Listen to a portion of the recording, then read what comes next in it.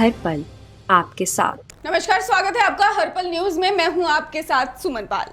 अलीगढ़ के थाना काटशी क्षेत्र में मौजूद देवसेनी गांव में दबंगों ने गांव के ही पति पत्नी की कुल्हाड़ी से काटकर निर्मम हत्या कर दी है, जबकि इस हमले में दंपति के 3 बच्चे गंभीर रूप से घायल हो गए हैं। तीनों को उपचार के लिए मेडिकल कॉलेज में भर्ती कराया गया है। इस वारदात के बाद से ही सोमवार देर रात को अंजाम दिया गया है। जानकारी के अनुसार वारदात की सूचना मिलते ही मौके पर पहुंची पुलिस और आला अधिकारी फोर्स के साथ मौके पर पहुंचे हुए थे और ये भी बताया जा रहा है कि वारदात को 2 साल पुरानी रंजिश के अंजाम दिया गया है और उस दौरान पीड़ित पक्ष पर आरोपी पक्ष की एक महिला की हत्या का आरोप लगा था।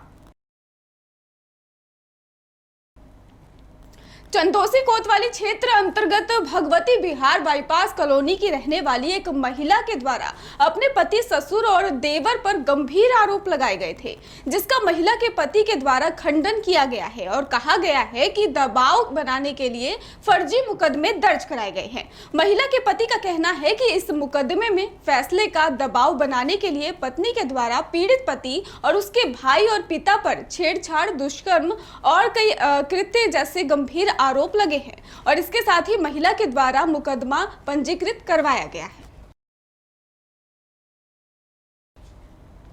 मथुरा के कस्बा सौख के बाजारों से जहां प्रशासन द्वारा कुछ दिन पहले ही अतिक्रमण हटाओ अभियान चलाया गया और कस्बे के सभी बाजारों से अतिक्रमण हटाया गया था, जिसमें एसडीएम और अन्य अधिकारियों ने दुकानदार को दोबारा से अतिक्रमण न करने की चेतावनी भी दी थी। वहीं करीब 20 दिन गुजरने के बाद भी दुकानदारों ने फिर से मन रास्तों को ही कब्जा कर लिया है और इसके साथ ही आपको बता दें कि दुकान वासियों का भी साफ तौर पर पुलिस से भी कोई भय नहीं दिखाई दे रहा है और पुलिस चौकी के सामने ही बाजार में पूरी तरह से सड़क पर कब्जा। क्या नाम है? कौन सा गांव है? कस्बा सौंख। आप ये अतिक्रमण और सफाई अभियान के बारे में क्या कहना चाहोगे? ये साहब 2 महीना से नाली साफ ना रही, कर्मचारियों को हमें कर्मचारी ना दे रही, कर्मचारी कह रही, सचिव कह रही, चेयरमैन तो कह रही साहब तकत हट जाएंगे जब सफाई करवा देंगी। फिर मैं 3 बार 4 बार बात कह रही जमादार थे, मैं साहब आदमी दे देंगे, आदमी दे नहीं रहे, कर्मचारी अकेला क्या करे, सड़क साफ करे कि नाली साफ करे? नहीं, आज से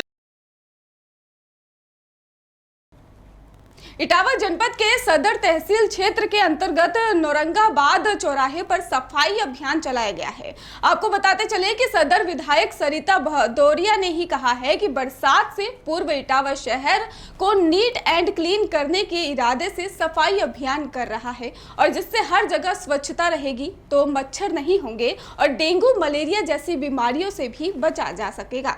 और साथ ही कहा है कि संचारी रोग के नियंत्रण का भी अभियान चलने वाला है और हम सभी लोगों ने मिलकर 20 दिन के लक्ष्य के साथ इटावा को साफ सुथरा और सुंदर बनाने के कार्य में संकल्प कर रहे हैं। देखिए, बरसात शुरू होने से पहले उसकी तैयारी में हम लोग निकले हैं और पूरा इटावा एक बार नीट एंड क्लीन कराने का हम लोगों का इरादा है, जिससे बरसात में डेंगू, मलेरिया ऐसी कोई बीमारी लोगों को ना हो, स्वच्छ रहेगा तो मच्छर नहीं होंगे और बीमारियां कम होंगी।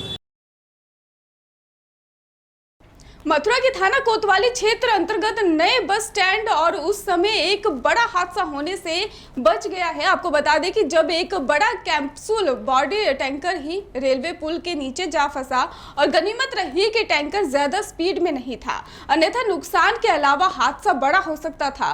दरअसल आपको बता दें कि नए बस स्टैंड भूतेश्वर रेलवे पुल के नीचे से क्षेत्र में नो हेवी व्हीकल जोन बना हुआ रखा हुआ है और इसके साथ ही दोनों की रेलवे पुल पर ऊंचाई कम होने की वजह से बड़े वाहन आने प्रतिबंध है।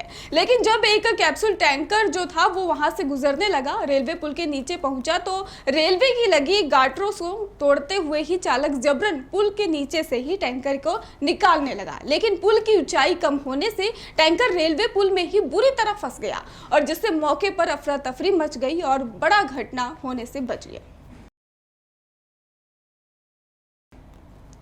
कानपुर के घाटमपुर कोतवाली के अंतर्गत पतारा चौकी क्षेत्र में संदिग्ध परिस्थितियों में ही युवक ने खुद को गोली मारकर आत्महत्या कर ली है।